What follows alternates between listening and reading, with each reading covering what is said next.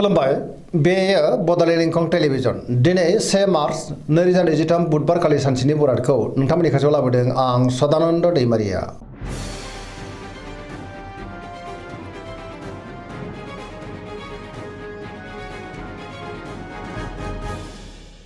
सिगां फरायनो लादों मेष राशि गिबि हांखो अ ल दिनैनि साना जोबोर मोजां गोसोखौ दिनै जोबोर गोजोननाय मोनगोन।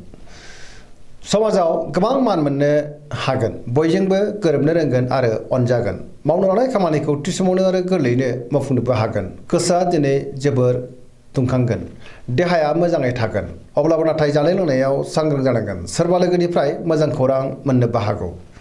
रांखावरियाव जोबोर मोजां गोबां धोन आरजिनो हागोन। बेफार फालांगियावबो जोबोर मोजां मुलाम्फा मोननो हागोन। आयाबो दिनै बांनो हागौ।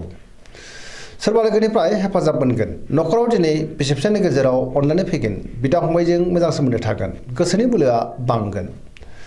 गोसोनि साननाय आरो लुबैनायफ्रा दिनै मोगथाङाव जाफुंनोबो हागौ। लाइमोनफोरा जोबोर रमान्टिक जागोन आरो गोसोनि साननायखौ फोरमायलायनोबो हागोन। पजिटिभ एनार्जिनि गोहोम गोग्लैगोन। फरायसाफ्रा दिनै फरायनायाव गोसो दुंखांगोन आरो मोजां फिथाइ मोनगोन।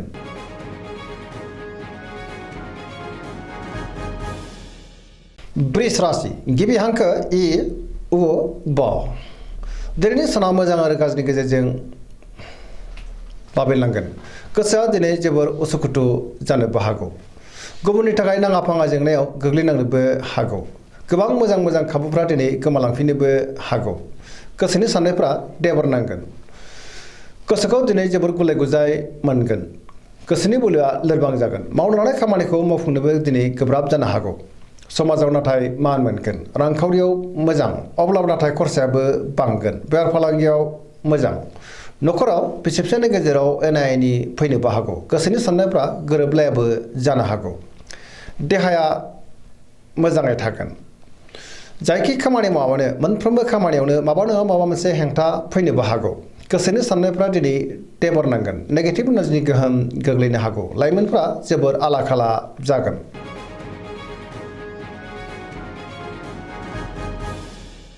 मिथुन राशि गिबि हांखो क स दिनैनि साना बारा मोजां नङा। गोसोआ दिनै जोबोर गुलाय गुजाय जागोन। नेगेटिभ एनार्जिनि गोहोम गोग्लैनो हागौ। गोसोनि साननायफ्रा देबर नांगोन। मावनो लानाय खामानिखौ मावफुंनो गोब्राब जानो हागौ। नेगेटिभ एनार्जिनि गोहोम गोग्लैगोन। गोसोआव गोनो गोथो साननाय फैगोन। गोथों आरो गोग्गो साननो रोंनाय नङा। मोनफ्रोमबो बिथिङावनो माबा नङा माबा मोनसे हेंथा फैनोबो हागौ। गियाननि आंखाल जानो हागौ।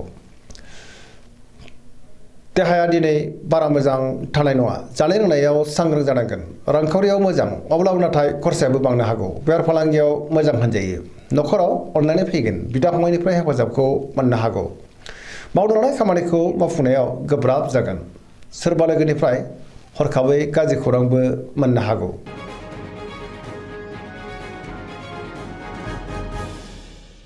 कर्कट राशि गिबि हांखो ड ह दिनैनि साना जोबोर मोजां।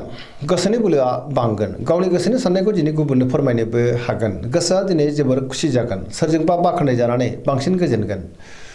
गुबुननि थाखाय गोबां मोजां खामानि मावनानै होनोबो हागोन। सोरबा लोगोनिफ्राय मोजां खौरां मोननोबो हागौ। गोसोनि साननायफ्रा दिनै मोगथाङाव जाफुंनो हागौ। पजिटिभ साननो रोंगोन। गियाननि आंखाल जानाय नङा। मावनो लानाय खामानिखौ थि समावनो आरो गोरलैयैनो मावफुंनोबो हागोन। रांखावरियाव मोजां।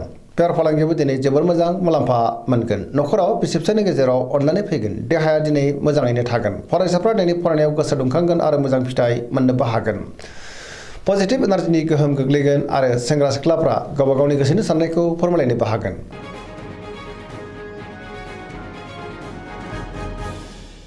सिंह राशि गिबि हांखो म ट दिनैनि साना जोबोर मोजां। माबा मोनसे मोजां खौरां मोननोबो हागौ। गोसोनि साननायफ्रा मोगथाङाव जाफुंगोन। मावनो लानाय खामानिखौ थि समावनो आरो गोरलैयैनो मावफुंनोबो हागोन। गोसोनि बोलोआबो बांनो हागौ। गोसोआव दिनै पजिटिभ साननाय फैगोन। मावनो लानाय खामानिखौ थि समावनो मावफुंखांनानै गोसोआ दिनै जोबोर गोजोनगोन। सोरजोंबा बाख्नाय जानो हागौ। बहाबा दावबायनो एबा हान्थिनो खाबु मोनगोन आरो मोजाङैनो हान्थिनोबो हागोन। रांखावरियाव दिनै जोबोर मोजां। आयाबो बांनो हागौ। बेफार फालांगियाव दिनै जोबोर मोजां मुलाम्फा मोनगोन। लाइमोनफोरा गोसोनि साननायखौ फोरमायलायनो हागोन आरो गोसोआ दिनै रमान्टिकबो जागोन। समाजावबो मान मोननो हागोन। गुबुननि गोसोखौ दिनै गोरलैयैनो बोनो हागोन। देहाया मोजाङै थागोन। बयजोंबो मोजां सोमोन्दो लाखिनो हागोन।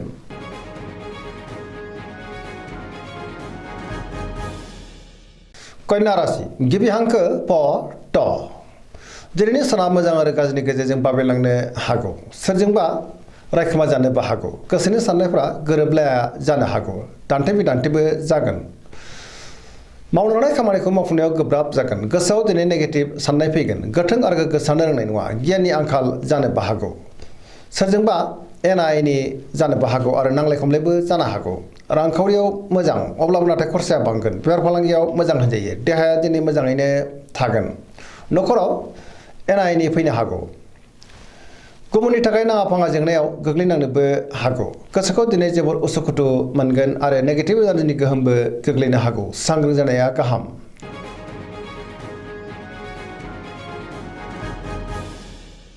तुला राशि गिबि हांखो र ट दिनैनि साना जोबोर मोजां गोसोखौ दिनै जोबोर गोजोननाय मोनगोन नखराव अनलायनाय फैगोन समाजाव दिनै गोबां मान मोनगोन गोसोनि बोलोआ बांनो हागौ गोसोनि साननायफ्रा मोगथाङाव जाफुंगोन मावनो लानाय खामानिखौबो मावफुंनो हागोन देहाया मोजाङै थागोन रांखावरियाव मोजां अब्लाबो नाथाय खरसाया बांगोन बेफार फालांगियाव मोजां होनजायो नखराव बिसि फिसायनि गेजेराव अनलायनाय फैगोन बिमा बिफानिफ्राय अननाय आरो बोरखौ दिनै मोननो हागौ समाजाव दिनै गोबां मान मोनगोन बेफार फालांगियावबो दिनै जोबोर मोजां मुलाम्फा मोनगोन गुबुननि गोसोखौ गोरलैयैनो बोनोबो हागोन लोगोफोरनिफ्राय हेफाजाब मोनगोन गोदान थांखि लानो रोंगोन सेंग्रा सिख्लाफोरनि गोसोआ दिनै जोबोर रमान्टिक जागोन आरो गावबा गावनि गोसोनि साननायखौ फोरमायलायनोबो हागोन गोसोआव पजिटिभ साननाय फैनोबो हागौ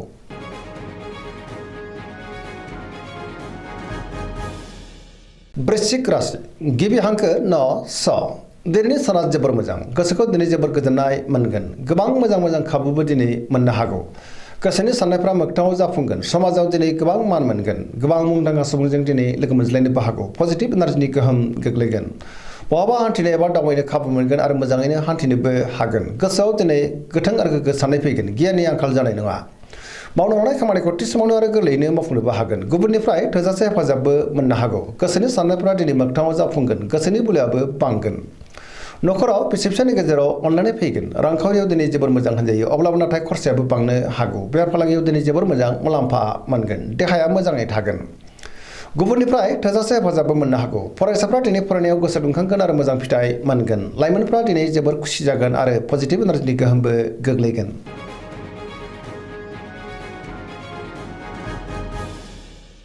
धनु राशि गिबि हांखो ढ फ भ दिनैनि साना मोजां आरो गाज्रिनि गेजेरजों बाबेनलांगोन गोसोखौ दिनै जोबोर गुलाय गुजाय मोननो हागौ गोजोननि आंखाल जागोन गोसोआव दिनै गोनो गोथो साननाय फैनो हागौ मावनो लानाय खामानिखौ थि समावनो मावफुंनो गोब्राब जागोन माबा नङा माबा मोनसे हेंथा फैनोबो हागौ गोसोनि साननायफ्रा दिनै देबारनांगोन रांखावरियाव बारा मोजां नङा नाङा फाङा खरसाया बांगोन बेफार फालांगियावबो दिनै बारा मोजां नङा होनजायो गोबां खहा जानांनोबो हागौ गुबुननि थाखाय नाङा फाङा जेंनायाव गोग्लैनांनोबो हागौ समाजाव नाथाय मान मोनगोन बहाबा हान्थियोब्ला दिनै जोबोर मोजां आरो मोजाङैनो हान्थिनोबो हागोन देहाया दिनै मोजाङै थागोन अब्लाबो नाथाय जानाय लोंनायाव सांग्रां जायोब्ला गाहाम नखराव दिनै अनलायनाय फैगोन बिदा फंबायनिफ्राय हेफाजाब मोननो हागौ बहानिफ्रायबा मोजां खौरांबो फैनो हागौ लाइमोनफोरनि गोसोआ दिनै जोबोर रमान्टिक जागोन आरो गावबा गावनि गोसोनि साननायखौ फोरमायलायनोबो हागोन अब्लाबो नाथाय गोसोआ दिनै उसाव बादावबो जानो हागौ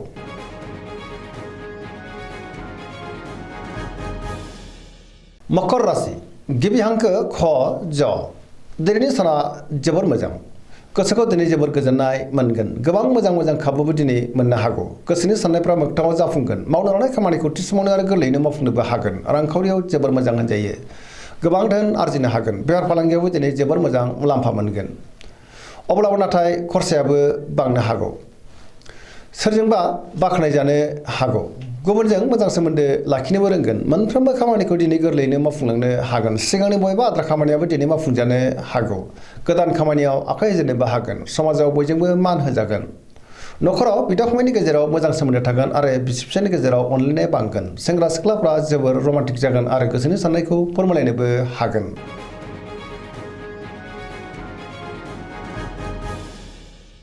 कुम्भ राशि गिबि हांखो ग स दिनैनि साना जोबोर मोजां गोसोखौ दिनै जोबोर गोजोननाय मोनगोन सिगांनि बबेबा आद्रा खामानिखौ दिनै मावफुंनो हागोन आरो सिगांनि बबेबा जेंनाया सुस्रांजानोबो हागौ गोसोआ दिनै जोबोर खुसि जागोन मावनो लानाय खामानिखौ थि समावनो आरो गोरलैयैनो मावफुंनोबो हागोन सोरबा लोगोनिफ्राय मोजां खौरां फैनो हागौ समाजाव दिनै गोबां मान मोनगोन गोबां मुंदांखा सुबुंजों लोगो मोनज्लायनोबो हागौ रांखावरियाव जोबोर मोजां होनजायो बहानिफ्रायबा गोबां धोन आरजिनो हागोन। बेफार फालांगियावबो जोबोर मोजां, देहाया मोजाङैनो थागोन। गुबुननि थाखाय गोबां मोजां खामानि मावनानै होनोबो हागोन। बिमा-बिफानि अननाय आरो बोरखौ मोनगोन आरो बिसि-फिसायनि गेजेराव अनलायनाया बांगोन। बहाबा दावबायनो एबा हान्थिनो खाबु मोनगोन आरो पजिटिभ एनार्जिनि गोहोमबो गोग्लैनो हागौ।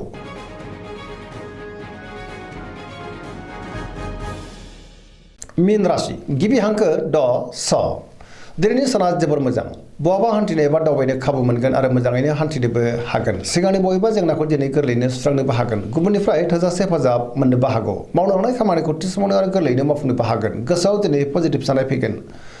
गोसोनि बोलोआबो बांगोन। गावनि गोसोनि साननायखौ दिनै गुबुननो फोरमायनोबो हागोन। देहायाबो दिनै मोजाङैनो थागोन। रांखावरियाव जोबोर मोजां। बेफार फालांगियाव जोबोर मोजां मुलाम्फा मोनगोन। गोबां मुंदांखा सुबुंजों दिनै लोगो मोनज्लायनोबो हागौ। न'खराव बिसि-फिसायनि गेजेराव अननानै फैगोन। सोरजोंबा दिनै बाख्नाय जागोन। लाइमोनफ्रा जोबोर रमान्टिक जागोन आरो गोसोनि साननायखौ फोरमायलायनोबो हागोन। फरायसाफ्रा दिनै फरायनायाव गोसो दुंखांगोन आरो मोजां फिथाइ मोननो हागोन। पजिटिभ एनार्जिनि गोहोमबो गोग्लैनो हागौ। सरासनस्रायै दिनै साना जोबोर मोजां आरो मोजाङैनो बारग'लांगोन। दिनैनि राशि फरायनाया एसेनोसै। जोबनायाव बेखौनो खावलायो जाहाथे नोंथांमोना सानफ्रोमबो जोंनि बे बड'लेण्ड इंखं टेलिभिजनखौ नायबाय थायो आरो साबस्क्राइब खालामो, लोगोसे लाइक खालामो आरो शेयार खालामो। एसेनोसै, गोजोन्थों।